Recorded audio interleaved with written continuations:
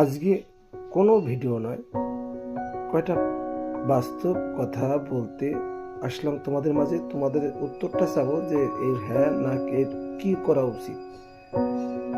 ধরো তোমাদের বাড়ির সামনে একটা পাগলা কুকুর, সে যে যাচ্ছে রাস্তা দিয়ে তাকেই কামড়ে দিচ্ছে। তখন বাড়ির লোককে বললে তারা বলছে আমাদের তো কামড়ায় না। ভাবুন কথাগুলো গায়ে কোথায় লাগে। বিগত পরশুদিনও 3জন লোককে কামড়িয়েছে, প্রায় কয়েকশো লোক কামড়ে দিয়েছে। প্রশাসনকে জানানো হয়েছে, তারাও কোনো ব্যবস্থা নেয়নি। এবার চেয়ারম্যানের কাছে জানানো হয়েছে, সেও কোনো তার কাছ থেকে কোনো উত্তর আসেনি। এবার ভাবুন, জীব হত্যা মহাপাপ। যে পরিবারের যে কুকুরটা, সেটা হয়তো সবাই যদি পিটিয়ে মারে একটা দাঙ্গার সৃষ্টি হয়ে যাবে।